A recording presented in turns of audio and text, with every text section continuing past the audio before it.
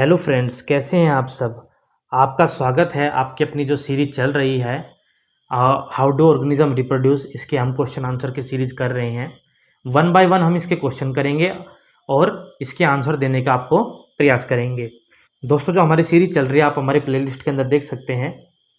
कई स्टूडेंट्स को उसके लिए प्रॉब्लम आ रही है, तो आप क्या कीजिए, अपना यूट्यूब खोलिए और प्लेलिस्ट सेक्शन में आप उसको देख सकते हैं। ये क्लास 10th की जो क्वेश्चन आंसर है उस सीरीज के अंदर दिखेगा। अभी जो ये चैप्टर है हमारा, इसके पेज नंबर 133 के ऊपर हम क्वेश्चन जो है वो हम वन बाय वन करेंगे।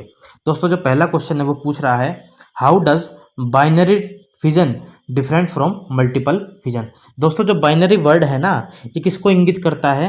ये इशारा करता है कि कोई भी चीज़ क्या हो रही है, दो हो रही है। और जहाँ मल्टीपल यूज हो जाए इसका मतलब है दो से ज़्यादा। दो से ज़्यादा चीज़ों को क्या कहा जाता है बेटा? मल्टीपल यूज किया जाता है। और दो चीज़ों के लिए क्या यूज किया गया है? यहाँ पर बाइनरी वर्ड यूज किया गया है। अब ये कह रहा है कि दोनों चीज़ अलग अलग कैसे हैं, तो बेटा शब्दों से हमने पहले बता दिया है कि बाइनरी फिजन के अंदर क्या होगा, कोई भी सेल होगा उसका दो टुकड़ों में क्या हो जाएगा? डिवाइडेशन हो जाएगा। ये किसके अंदर देखने को मिलती है? बैक्टीरिया और अमीबा के अंदर बाइनरी फिजन देखने को मिलती है। जबकि मल्टीपल फिजन के अंदर क्या होगा? एक सेल, ये जो एक सेल बना रहा हूँ मैं, ये कितने टुकड़ों में टूट जाएगा? बहुत सारे टुकड़ों में टूट जाएगा। बहुत सारे टुकड़ों में टूट जाएगा, छोटे छोटे बहुत सारे टुकड़ों में टूट जाएगा। और जब ऐसा होगा तो बेटा क्या होगा? उसको मल्टीपल फिजन कहा जाएगा। ये मल्टीपल फिजन आपको कहाँ देखने को मिलता है?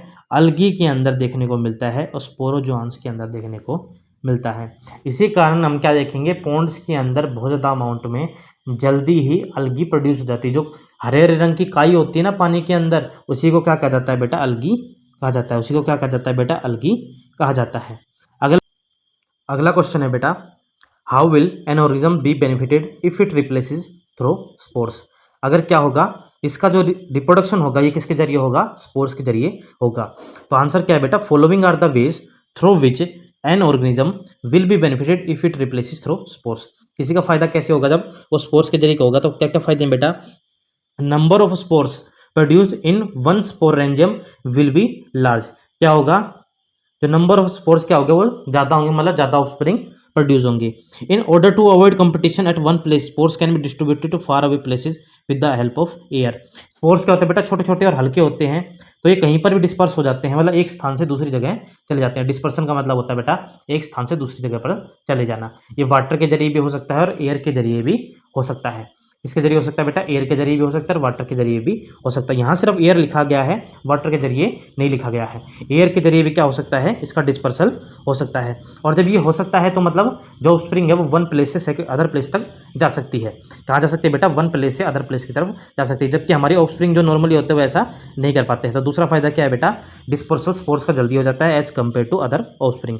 इन order to prevent dehydration under unfavourable condition. तीसरा फायदा क्या है बेटा? इसका तीसरा फायदा कि अनफेवरेबल कंडीशन में डिहाइड्रेशन से बचा जा सकता है, क्योंकि इसके ऊपर क्या होती है? स्पोर्स के ऊपर एक थिक वॉल्स प्रेजेंट होती है। जनरली जो वॉल होती है ना स्पोरिन की, काइटिन की, ठीक है, या लिग्निन जैसे कि जो हार्ड मटेरियल होते हैं उनकी मानी जाती है, जो इसको क्या करते हैं? ट्रांसपिरेशन लॉस से भी बचाने का काम करती हैं। तो बेटा तीन फायदे क्या हुए? तो बहुत ज़्यादा प्रोड्यूस हो जाएंगे, दूसरा डिस्पर्सन में आसानी होगी, तीसरा क्या होगा? डिहाइड्रेशन से भी इसको बचाए रख सकते हैं। तीसरा क्वेश्चन है बेटा, can you think of reason why more complex organisms can not give rise to new individual through regeneration. Question क्या पूछ रहा है? Can you think of reason, क्या आप उस कारण को सोच सकते हैं कि कॉम्प्लेक्स ऑर्गेनिजम्स क्या करता है? एक इंडिविजुअल ऑर्गेनिज्म को रिप्रोड्यूस नहीं कर सकता है। कौन से मेथड से? रीजनरेशन के प्रोसेस से। मतलब जो हम है वो रीजनरेशन क्यों नहीं कर सकते भाई? ये हमसे पूछा गया है।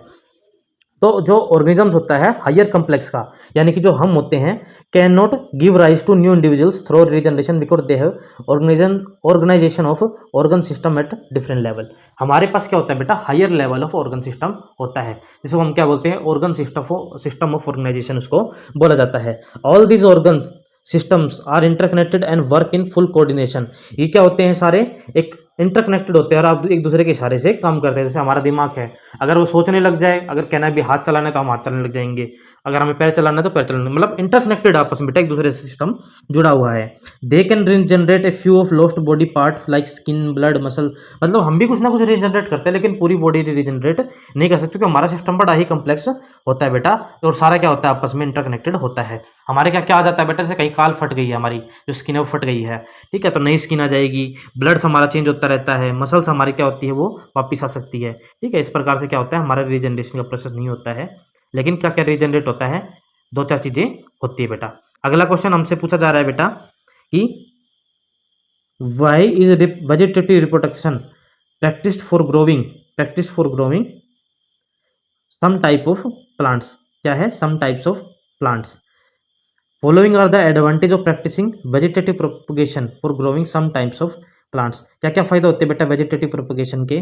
Crops like orange, banana, pineapple do not have visible seed, तो क्या होता है, वेजिटेटिव प्रोपगेशन यूज किया जा सकता है।